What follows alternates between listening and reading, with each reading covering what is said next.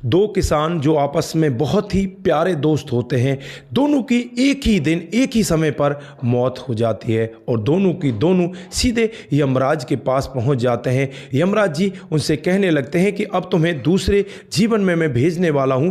इस जीवन में तुम्हारे क्या कमी रह गई थी? कुछ कमी रह गई तो वो तुम मुझसे मांग सकते हो। तो यहाँ पर जो पहले वाला किसान होता है वो एकदम से झल्लाता है और कहने लगता है कि तुमने मुझे दिया ही क्या था, एक छोटा सा जमीन का टुकड़ा, उसमें मैं अपने परिवार का पेट भरूं या और अपने घर वालों को खिलाऊं, मैं खुद खाऊं। मैं पूरे दिन ऐसे ही बहुत ज़्यादा परेशान रहा करता था, ना तो ढंग के कपड़े पहन पाता, ना ही मैं कुछ मौज मस्ती कर पाता। मैंने तो अपने जीवन को नरक की तरह काटा है। तो यमराज कहने लगे तुम अब क्या चाहते हो?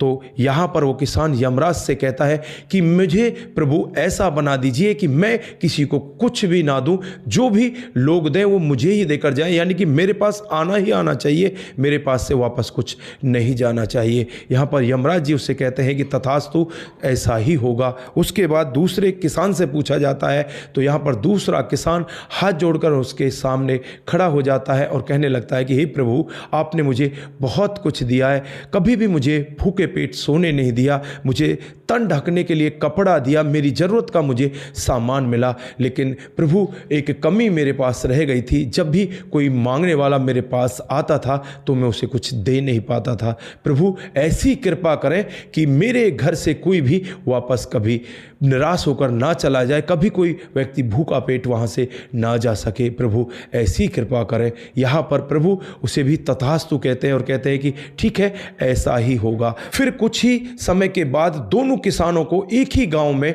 एक साथ में जन्म दे दिया जाता है। दोनों अपने अपने घरों में जन्म ले लेते हैं और आपको यकीन नहीं होगा, जो पहले वाला किसान होता है उसे बेकारी बना दिया जाता है, क्योंकि उसने यही मांगा था कि मुझे किसी को कुछ देना ना पड़े, बस सभी लोग मुझे ही देते चले जाएं, तो इसलिए उसे बेकारी बना दिया जाता। चारों तरफ से उसके पास देने वालों की लाइन लगी रहती है। दोस्तों, जो दूसरा किसान होता है उसे उस गांव का बहुत बड़ा साहूकार बना दिया जाता है और यहाँ पर वो हर किसी को अपने पास से कुछ ना कुछ देता रहता है, कभी भी उसके घर से कोई निराश होकर नहीं जाता। तो दोस्तों, यहाँ पर इस छोटी सी कहानी से हमें यही शिक्षा मिलती है कि जो हमारे पास है वो पर्याप्त है। हमें परमात्मा से वो मांगना चाहिए कि हे परमपिता परमात्मा, हमें कभी भी हाथ फैलाने वाला मत बनाना, हमें तो बस देने वाला बनाना कि हम किसी को कुछ दे सके, किसी का सहारा बन सके।